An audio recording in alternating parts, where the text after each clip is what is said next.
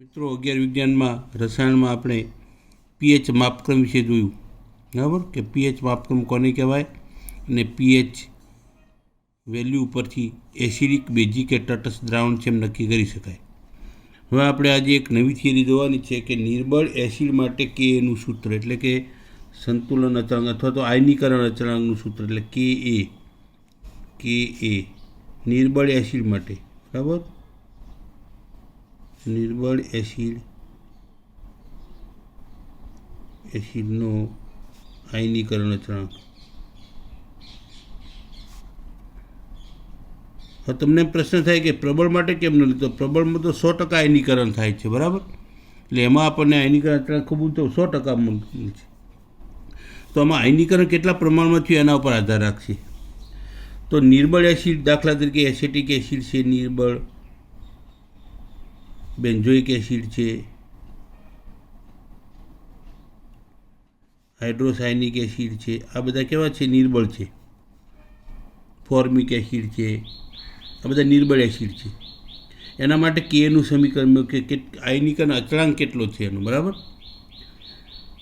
હવે આપણે આના બદલે આપણે એક કોમન લઈશું, બરાબર, સામાન્ય, એટલે કે એચ આ નિર્બળ એસિડ છે. આના બરાબર HX એટલે આ પણ થાય, HX એટલે આ પણ, કોઈ પણ નિર્બળ એસિડ એટલે HX. એટલે જો H એટલે પ્રોટોન અને X એટલે આ ધન આયન, આ ઋણ આયન. દાખલા તરીકે CH3COOH છે એસેટિક એસિડ, તો આનું આયનીકરણ થાય તો CH3COO માઇનસ એટલા X, બરાબર, અને વત્તા H પ્લસ એટલા H પ્લસ થઈ ગયો HX. તો X એટલે તમારે નિર્બળ એસિડનો ઋણાય સમજવાનો અને H એટલે પ્રોટોન, H પ્લસ એટલે પ્રોટોન. હવે ધારો કે આપણે લખીએ કે HX સમીકરણ લખીએ જલીય દ્રાવણમાં HX વત્તા H2O, આ લિક્વિડ, આ પણ લિક્વિડ, બરાબર. હવે એમાં સંતુલન સ્થપાય, બરાબર. તો આપણે લખશું આના માટે પ્રોટોન, આને પ્રોટોન આપ્યો અને પ્રોટોન સ્વીકાર્યો, બરાબર. તો H3 હાઇડ્રોનિયમ આયન વત્તા X માઇનસ, બરાબર, આ એકવીએસ જલીય દ્રાવણ, બરાબર. હવે આપણે સમીકરણ મેળવવું છે. આ સંતુલનમાં પ્રક્રિયા છે. તો જો પ્રારંભિક એટલે શરૂઆતમાં આપણે સાંદ્રતા લઈએ તો પ્રારંભિક સાંદ્રતા એટલે કે પ્રક્રિયા શરૂ જ નથી થઈ તો આની સાંદ્રતા ધારો કે આપણે સી લઈએ, કોન્સન્ટ્રેશન, અને આની આપણે અચળ ગણીશું, બરાબર, એટલે આની લઈશું ને તો આની 0 હોય, આની 0 હોય. પ્રક્રિયાની શરૂઆતમાં કે આપણે સંતુલન સ્થપાઈ પહેલાં એટલે શરૂઆતમાં આપણે એસિડનું દ્રાવણ બનાવ્યું, બરાબર. તો શરૂઆતમાં એસિડ આપણે કોન્સન્ટ્રેશન સી લીધો, H2O તો આપણે અતિ નિર્બળ છે એટલે એનું આયનીકરણ અતિ અલ્પ પ્રમાણમાં થાય એટલે આપણે એની અચળ ગણીએ છીએ, બરાબર. તો આને આ બંને નિપજની સાંદ્રતા શૂન્ય, પ્રક્રિયા થઈ જ નથી. હવે પ્રક્રિયા થઈ, બરાબર. હવે સાંદ્રતામાં ફેરફાર કેટલો થયો? તો સાંદ્રતામાં ફેરફાર લખીએ, સાંદ્રતામાં ફેરફાર. ધારો કે આમાંથી આલ્ફા જેટલું વિયોજન થયું, આલ્ફા એટલે વિયોજન આલ્ફા જેટલું થયું એટલે કે અમુક અંશનું વિયોજન થયું, પૂરેપૂરું 100% નહીં. તો ધારો કે આલ્ફા જેટલું વિયોજન થયું તો આમાં સાંદ્રતા કેટલી ઘટી? તો -C આલ્ફા જેટલી, બરાબર. તો આનું વિયોજન આલ્ફા જેટલું થયું, બરાબર. તો આની 0 હતી અને કેટલી ઉમેરા છે? 0 વત્તા આલ્ફા, અને આની પણ 0 હતી અને આલ્ફા જેટલું વિયોજન થયું એટલે આલ્ફા આટલો વધારો થયો, બરાબર. તો હવે જ્યારે સંતુલન સ્થપાણું હોય, બરાબર, સંતુલન જ્યારે સ્થપાય, સંતુલન, બરાબર, સંતુલન જ્યારે સ્થપાય ત્યારે આની સાંદ્રતા મૂળ કેટલી હતી? C. ફેરફાર કેટલો થયો? -C આલ્ફા જેટલો. આની શરૂઆતની કેટલી હતી? 0. ફેરફાર કેટલો થયો? તો પ્લસ આલ્ફા જેટલો, બરાબર, આલ્ફા. આનો પણ કેટલો? આલ્ફા, બરાબર. તો આપણે સંતુલન સમયે આપણને આ સાંદ્રતા મળી.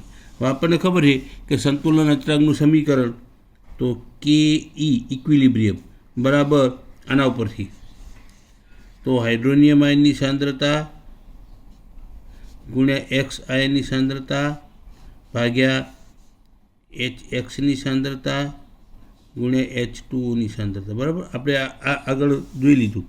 તો આના આધારે આપણે સંતુલન અચળાંકનું સમીકરણ લખીએ. તો હવે આની સાંદ્રતાને આપણે અચળ ગણીએ છીએ તો કે ઈ અચળ અને અચળાંકને ભેગા કરી નાખો અને આ બાજુ લાવો એટલે અંશમાં જાય H2O બરાબર હાઇડ્રોનિયમ આયનની સાંદ્રતા ગુણ્યા એક્સની સાંદ્રતા ભાગ્યા HXની સાંદ્રતા બરાબર. હવે આ મૂલ્યો જે હાઇડ્રોનિયમ આયનની સાંદ્રતા સંતુલન સમય કેટલી છે આલ્ફા બરાબર, એની સાંદ્રતા કેટલી છે આલ્ફા. તો આમાં ફેરફાર સી આલ્ફા થયો ને તો આનો સી આલ્ફા ઉત્પન્ન થશે ને આ સી આલ્ફા બરાબર. આમાં જેટલો ઘટાડો થાય એટલો ઉત્પન્ન થશે. તો સી આલ્ફા ગુણ્યા સી આલ્ફા ભાગ્યા H પ્લસ આઈની સાંદ્રતા HXની સાંદ્રતા કેટલી તો સી બરાબર સી માઇનસ સી આલ્ફા બરાબર. આમ લઈએ તો આના બરાબર કેટલા થાય સી સ્ક્વેર આલ્ફા સ્ક્વેર ભાગ્યા સી કોમન કાઢીએ તો 1 માઇનસ આલ્ફા બરાબર. હવે આમાં સી સ્ક્વેર છે ને આમાં સી તો એક સી ઉડી જાય તો C alpha square upon 1 minus alpha બરાબર. કે હવે કે ઈ અને H2O આના માટે નવો સંતુલન અચળાંક આપણે મૂકીશું કે એ એટલે એસિડ અને નિર્બળ એસિડ માટે સંતુલન અચળાંક જે છે એના માટેનું વિયોજન અચળાંકનું સમીકરણ એટલે કે આયનીકરણ અચળાંકનું સમીકરણ આપણને આ મળ્યું બરાબર. તો C alpha square upon 1 alpha એટલે વિયોજન અંશ છે બરાબર. હવે ધારો કે આ સમીકરણ છે આપણે ધારો કે બીજી રીતે મેળવીએ, આપણે એસિટિક એસિડ લઈએ વહેલો તો એસિટિક એસિડ માટે CH3COOH વત્તા H2 એમાં સંતુલન સ્થપાય તો એસિટેટ આયન વત્તા હાઇડ્રોનિયમ આયન બરાબર. આ રીતે સંતુલન સ્થપાણું. હવે તો આના માટે આપણે હું સીધું લખું તો કે એ બરાબર હું આ સમીકરણ સીધું લખું છું તો આમાં શરૂઆતની સાંદ્રતા કેટલી હતી તો હવે આના માટે સંતુલન અચળાંક આપણે કે ઈ લખીએ પહેલાં તો કે ઈ બરાબર એસિટેટ આયનની સાંદ્રતા ગુણ્યા હાઇડ્રોનિયમ આયનની સાંદ્રતા ભાગ્યા એસિટિક એસિડની સાંદ્રતા ગુણ્યા H2ની સાંદ્રતા બરાબર.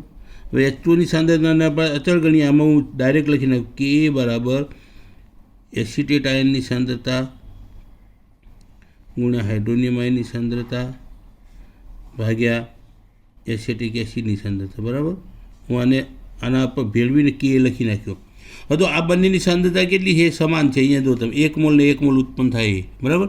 તો આની સાંદ્રતા બરાબર આની સાંદ્રતા લખાય તો હાઇડ્રોનિયમ આના બરાબર આપણે શું લખશું હાઇડ્રોનિયમ આયનની સાંદ્રતા ગુણ્યા હાઇડ્રોનિયમ આયનની સાંદ્રતા કેમ કે આ બંનેની સમાન છે. અને આની હવે અતિ નિર્બળ એસિડ છે એટલે કે એમાં આયનીકરણ થયું નથી એ માની લઈએ એટલે કે શરૂઆતની સાંદ્રતા CO ઓરિજિનલ કોન્સન્ટ્રેશન જેટલું જ છે એમાં ફેરફાર થયો નથી એ માની લઈએ આપણે તો કે એ ગુણ્યા CO બરાબર હાઇડ્રોનિયમ આયનની સાંદ્રતાનો વર્ગ એટલે કે હાઇડ્રોનિયમ આયનની સાંદ્રતા બરાબર રૂટ કે એ ઇન્ટુ CO બરાબર. આ સમીકરણ આપણે એક યાદ રાખવાનું. આપણે pH ગણવામાં pH ગણવામાં હાઇડ્રોનિયમ આયનની સાંદ્રતા ગણવામાં અને કે ગણવામાં આપણને ઉપયોગી થશે બરાબર. તો આ સમીકરણ તમારે ખાસ યાદ રાખવાનું. એટલે કોઈ પણ દવામાં હાઇડ્રોનિયમ આયનની સાંદ્રતા ગણવી હોય તમને કે આપેલો સી મૂળ સાંદ્રતા આપેલી તો એનું વર્ગમૂળ લઈ લો ગુણાકાર કરીને તો તમને હાઇડ્રોનિયમ આયનની સાંદ્રતા મળશે અને હાઇડ્રોનિયમ આયનની સાંદ્રતા મળશે તો આપણને pH પણ મળશે બરાબર. તો pH પણ શોધી શકાશે. તો આ જે સમીકરણ છે નિર્બળ એસિડ માટે આયનીકરણ અચળાંકનું સૂત્ર છે બરાબર. કે બરાબર સી આલ્ફા સ્ક્વેર અપોન 1 આ બે એક જ છે આમ તો એ પછી આપણે જોઈશું દાખલા ગણશું એટલે ઉપયોગ કરશું આપણે બરાબર. દાખલા આપણે પછી એક સાથે ગણશું બધા. હવે તો કેના મૂલ્યની લાક્ષણિકતા અને ઉપયોગો લખો એમ પૂછે તમને. લાક્ષણિકતા શું તો કેના મૂલ્યના એના ઉપયોગો લાક્ષણિકતા તો કેનું મૂલ્ય જેમ વધારે હોય તો એસિડ પ્રબળ હોય. એટલે જો કેનું મૂલ્ય વધારે હોય એટલે કે આયનીકરણ વધુ થાય તો પ્રબળ હોય તો કેનું મૂલ્ય વધારે તો આયનીકરણ વધુ થાય એટલે કે એસિડ પ્રબળ છે એમ કહેવાય. કે એ કેવું છે પરિમાણ રહિત એટલે કે એને કોઈ એકમ નથી બરાબર, એને કોઈ એકમ નથી. પછી ત્રીજું કેના મૂલ્ય ઉપરથી નિર્બળ એસિડમાં HIR અને પછી pH ગણી છે. મેં તમને કહ્યું ને આના ઉપરથી pH ગણી શકાય, POH બધું ગણી શકાશે. દાખલા ગણશું એટલે ખબર પડશે. પછી કેના મૂલ્યથી એસિડનો આયનીકરણ અંશ એટલે કે આયનીકરણ અંશ આલ્ફા ગણી શકાય તો આમાં આલ્ફા પણ ગણી શકાય. કે આપેલો હોય તો સાંદ્રતા આપી હોય તો આલ્ફા ગણી શકાય તો આલ્ફા પણ ગણી શકાય, એટલે કે આયનીકરણ અંશ ગણી શકાય, એટલે કેટલા અંશનું આયનીકરણ થયું એમ. કે ઉપરથી પી કે ગણી શકાય, એટલે પી કે બરાબર માઇનસ લોગ કે એ, બરાબર. ધારો કે આપણે કે બરાબર છે, કે બરાબર 1 × 10⁻10 લઈએ, કે એ બરાબર, તો પી કે બરાબર કેટલા થશે? પી કે બરાબર 1 થશે, કેમ કે આનો આપણે લોગ લઈએ તો 1 થશે, log 1, અને માઇનસ તો માઇનસ માઇનસ પ્લસ, બરાબર. આનો મતલબ શું થયો કે જો કેનું મૂલ્ય નીચું હોય તો પી કેનું મૂલ્ય ઊંચું છે, બરાબર. કેમ કે ઋણ લઘુગણક છે ને, તો પી કેનું મૂલ્ય જેમ વધારે છે તેમ પ્રબળતા ઓછી છે. જો આમાં ધારો કે એ બરાબર 1 × 10⁻10 લઈએ તો પી કે બરાબર 10, તો સાંદ્રતા આના કરતાં સાંદ્રતા ઘટી તો પી કે વધ્યો. આમાં સાંદ્રતા 10⁻1 હતી તો પી કે એ 1 થયો, 10⁻10 સાંદ્રતા તો પી કે 10 થયો. એટલે કે કેનું મૂલ્ય વધે તો પી કે એનું મૂલ્ય ઘટે, એટલે કે પી કે એનું મૂલ્ય ઓછું હોય, પી કે એનું મૂલ્ય ઓછું હોય તો એસિડ પ્રબળ કહેવાય, બરાબર. વ્યસ્ત પ્રમાણમાં છે, એસિડ પ્રબળ કહેવાય. એટલે કે પી કે એનું મૂલ્ય નીચું તો પી કે એનું મૂલ્ય ઊંચું, બરાબર. એટલે આના આધારે આપણે ગણી શકાય. તો કે વધારે હોય તો એસિડિક ગુણ વધારે હોય, તો પી કે વધારે હોય તો એસિડિક ગુણ ઓછો હોય, બરાબર. ટૂંકમાં ઋણ લઘુગણક છે એટલે પી કે અને પી કે એના ઉપરથી આપણે નક્કી કરી શકીએ કે એસિડની પ્રબળતા, બરાબર. હવે નિર્બળ બેઝ માટે હવે નિર્બળ બેઝનું તમને બહુ સરળ પડશે આ જ પ્રમાણે. હવે નિર્બળ બેઝમાં ધારો કે આપણે MOH લઈએ, નિર્બળ બેઝ MOH, કે જેમાં OH હોય તેને આપણે બેઝ કહીએ, તો MOH. તો MOHનું જલીય દ્રાવણ તમે બનાવો, બરાબર, તો એમાંથી આપણને OH આયન મળશે, આપણને ખબર છે આર્હિનિયના સિદ્ધાંત પ્રમાણે. તો MOH એનું વિયોજન થાય તો M+1 + OH - 1, બરાબર, aqueous. આ aqueous. હવે જો શરૂઆતની સાંદ્રતા, હું બધું લખતો નથી, શરૂઆતની સાંદ્રતા સી, આની 0 અને આની 0, બરાબર. હું લખતો નથી, સીધું લખતો, ઓની માફક સી આલ્ફા, આટલું વિયોજન થયું તો આ કેટલો ઉત્પન્ન થશે? સી આલ્ફા, અને સી આલ્ફા ઉત્પન્ન થશે, બરાબર, પ્લસ. જેટલું આનું વિયોજન થાય તો સંતુલન સ્થપાય ત્યારે સાંદ્રતા કેટલી છે? સી હતી, એમાંથી કેટલી ઓછી થઈ? C alpha. આમાં 0 હતી, એમાં સી આલ્ફા ઉમેરાણી, એટલે સી આલ્ફા અને સી આલ્ફા. હવે તમે કેનું સમીકરણ ડાયરેક્ટ કે બીનું સમીકરણ, બી એટલે બેઝ, બરાબર, કે બીનું ઓના ઉપર જે મેળવ્યું એના આધારે જ આપણે મેળવવાનું. કે બી બરાબર શું થશે? કે બી બરાબર તો સી આલ્ફા ગુણ્યા સી આલ્ફા ભાગ્યા સી માઇનસ સી આલ્ફા, બરાબર.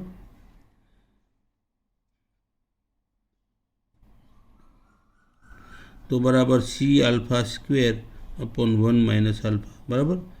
જો કે બી બરાબર, જો કેનું કે બીનું સૂત્ર મેળવો તમે, બે સરખાવો, બરાબર, થઈ ગયા સરખા બે.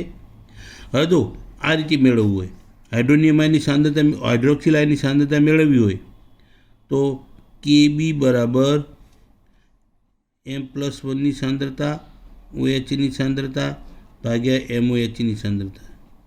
MOHની સાંદ્રતા જે છે એને આપણે કેવી ગણીએ? અચળ, બરાબર. તો આના બરાબર આની સાંદ્રતા સમાન છે એટલે OH આયનની સાંદ્રતાનો વર્ગ ભાગ્યા C0, એટલે કે KB × C0 બરાબર બરાબર OH આયનની સાંદ્રતા, બરાબર. આમ લખી શકાય. જેમ હાઇડ્રોનિયમ આયનની સાંદ્રતા જો તો કેના બદલે KB લખી નાખો એટલે શું થશે? નિર્બળ બેઝ માટે કે લખશો તો પ્રબળ નિર્બળ એસિડ માટે. તો એસિડ અને બેઝ માટે કે અને કેબીના સૂત્રો આપણે મેળવ્યા, બરાબર. તો નિર્બળ બેઝનો આયનીકરણ અચળાંક અને 3 માર્કનો પ્રશ્ન છે આ. હવે એની લાક્ષણિકતાઓની માફક જ POH જો તમને શોધવું હોય તો તમે સૂત્રનો ઉપયોગ કરો, pH શોધી શકાય, બરાબર. એસિડ અને બેઝની પ્રબળતાનો તમે ખ્યાલ મેળવી શકો એના ઉપરથી, બરાબર. તો આ પ્રમાણે આપણે કે અને કેબીના સૂત્રોનો ઉપયોગ કરીશું.